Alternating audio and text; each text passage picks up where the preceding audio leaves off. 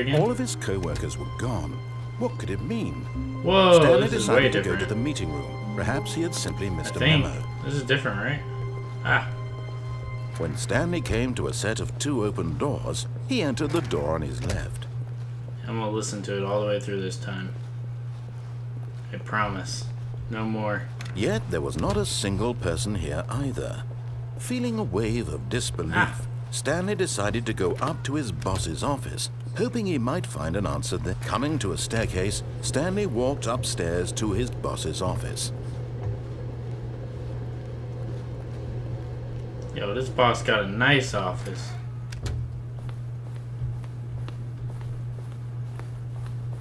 Jeez. Stepping into his manager's office, Stanley was once again stunned to discover not an indication of any human life. Shocked, unraveled, Stanley wondered in disbelief who orchestrated this. Ooh. What dark secret was being held from him? What he could not have known was that the keypad behind the boss's desk guarded the terrible truth that his boss had been keeping from him. And so the boss had assigned it an extra secret PIN number, 2845. But of course, Stanley couldn't possibly have known this.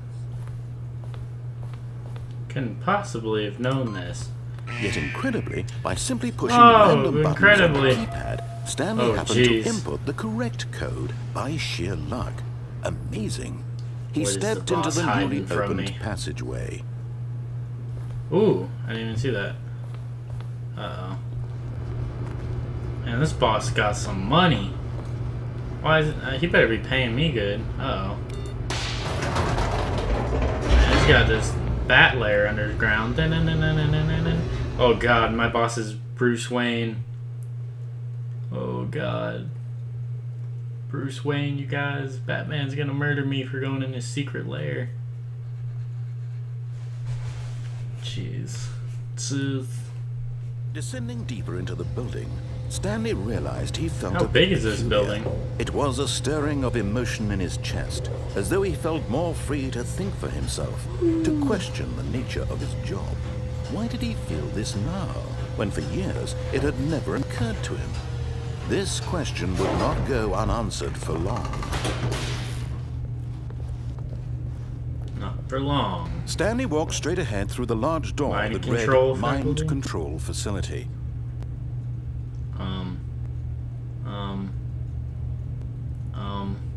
Guys.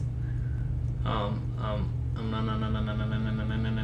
gonna escape. Escape. Although this passageway had the word escape written on it, the truth was that at the end of this hall, Stanley would meet his violent death.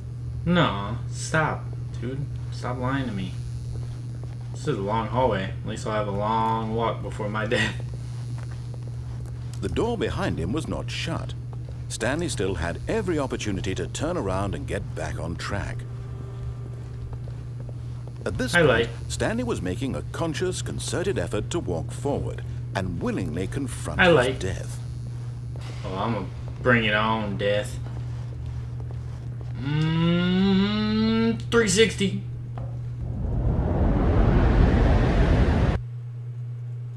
Oh god, what did it start loading? Did I die? Stanley fell on the sidewalk. That's what it was. Oh no, I'm still alive. Whoa. As the machine whirred into motion, Stanley was inched closer and closer to his demise. No, let me out, let me out. His life had been of no consequence whatsoever. Don't let me die. Stanley can't see the bigger picture. He doesn't know the real story. Trapped forever in his narrow vision of what this world is. Perhaps his death was of no great loss, like plucking the eyeballs from a blind man. So he resigned and willingly accepted this violent end to his brief and shallow life. That's what it's gonna be right there. Squish. You better not. Farewell, Stanley, cried the narrator, as Stanley was led helplessly into the enormous metal jaws. In a single visceral instant, Stanley was obliterated as the machine crushed every bone in his body, killing him instantly. Said nobody.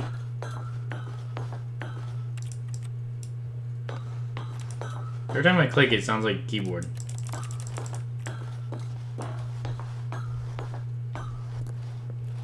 And yet it would be just a few minutes before Stanley would restart the game, back in his office, as alive as ever.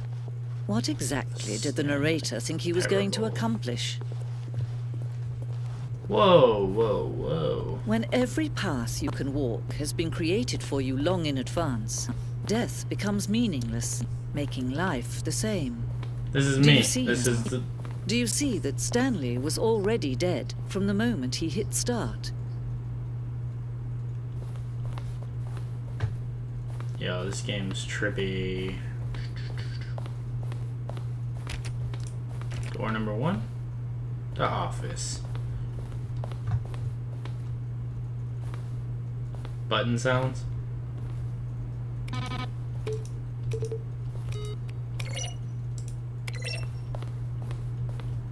Credits. Oh, that's a beautiful painting. Warzone. What is this? From art.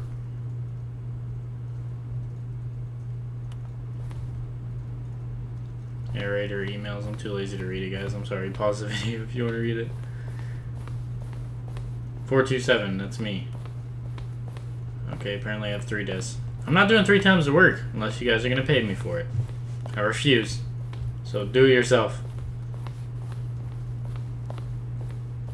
Exit. But this just lit up for me. It just went away.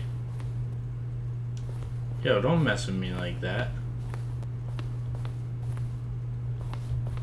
Yo, I seen something. I seen it. We're gonna go this way.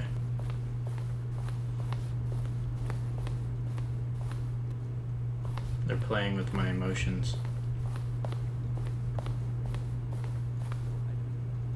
They're throwing a surprise party for all his button pushing. Does that sound plausible to you?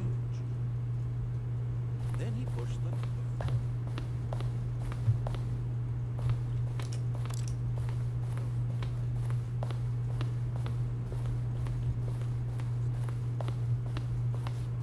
Oh my god, what is going on in this game? This game's crazy. You guys gotta kind of play it for yourself to really get a feel to it, but it's literally giving me goosebumps. Oh, look at these two. How they wish to destroy one another. How they wish to control one another. How they both wish to be free. Nope. Turn that off. Can you see? Can you see how much they need one another? Oh, turn it back on. No. I'm scared of the dark. Sometimes these things cannot be seen. But listen to me. You can still save these two. You can stop the program before they both fail. Push escape and press quit. There's no other way to beat this game. As long as you move forward, you'll be walking someone else's path. Stop now and it'll be your only true choice. I'm not a quitter. Choose it. Don't let I'm not a time quitter. choose for you. Don't let time choose.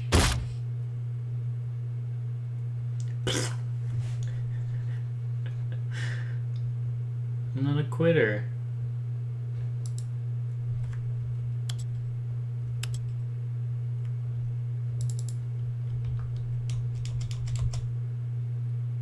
Am I dead?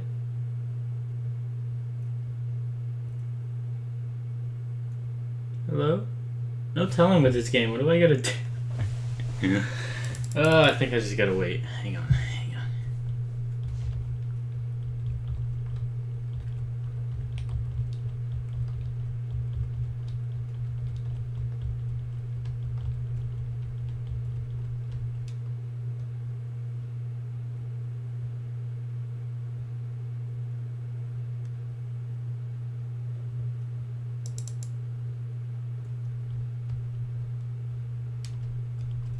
Did I literally have to quit?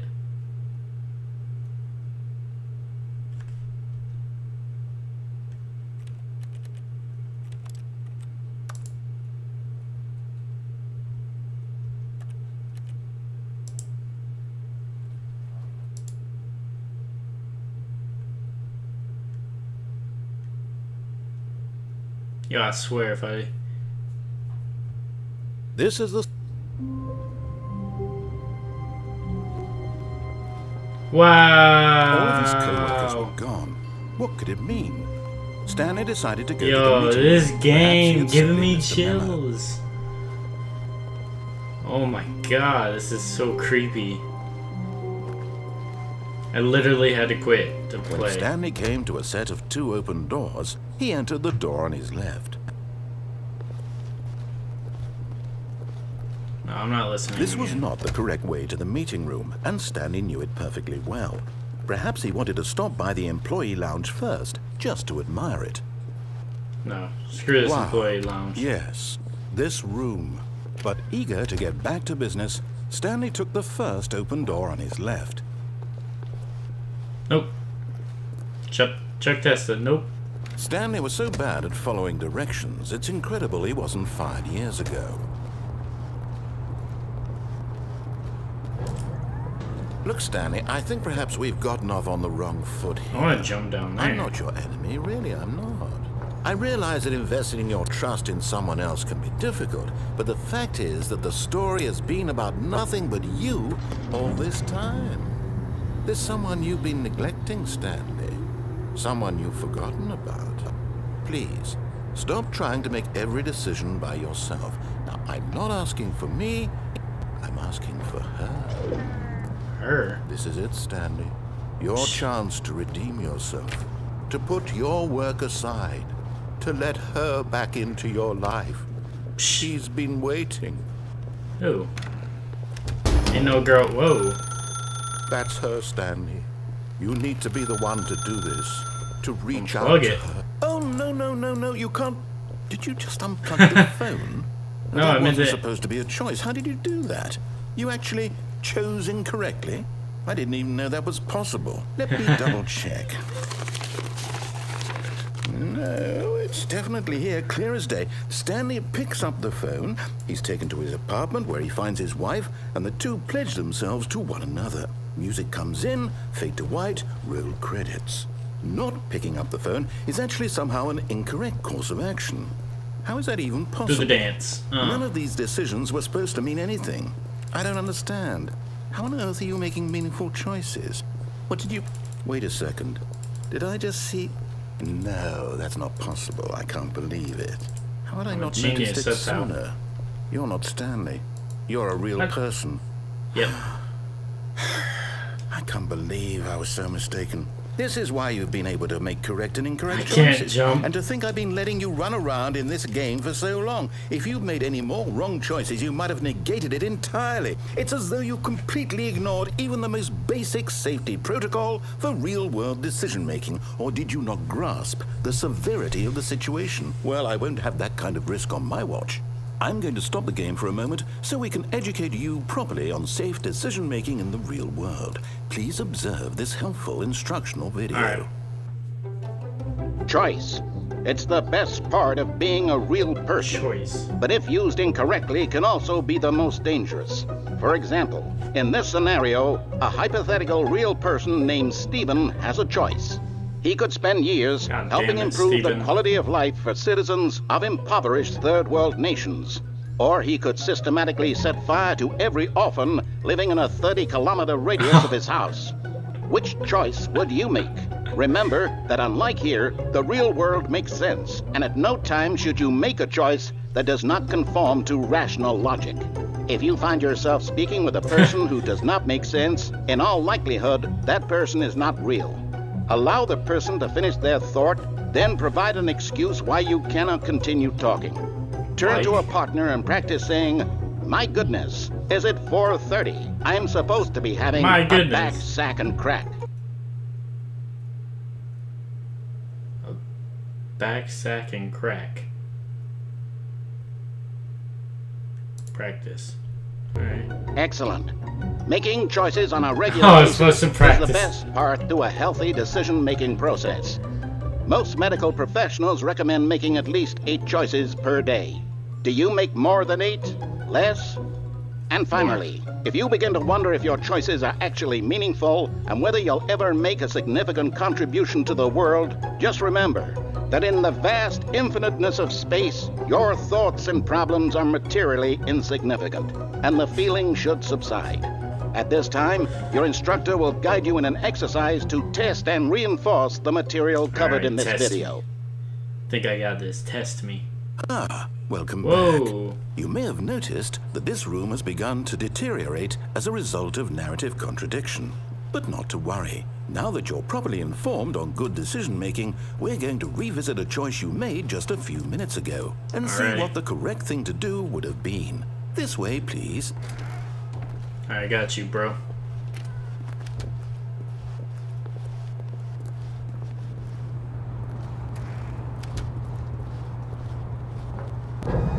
Now that we know your choices are meaningful, we can't have you jumping off the platform and dying. Imagine the main character dying senselessly halfway through the story. That story would make no sense at all. We just need to get you home as soon as possible before the narrative contradiction gets any worse. Unfortunately, it seems this place is not well equipped to deal with reality. They literally put guardrails on this. I wanted to try jumping off and dying, actually. But that good decision lesson making video just helped me out. I'm not allowed to jump off things and die. That's a bad decision. Bad decisions aren't humans. Oh, I'm actually going back. You'll take the door on the left, back to the correct ending. The story will have resolution once again, and you'll be home free in the real world. Yay! But I want to make bad decisions. Now remember, all you need to do is behave exactly as Stanley would. That means choosing responsibly and always putting the story first. I'm quite sure you'll be up to the task. Just follow my lead and you'll be fine. All right. When Stanley came to a set of 2 open doors, he entered the door on his left. Bad decision making. No! Why did you do that? Quickly, hurry back in the other direction. Perhaps we're not too late. Bad decision making. My bad. I need to rewatch the video. I'm going back in there.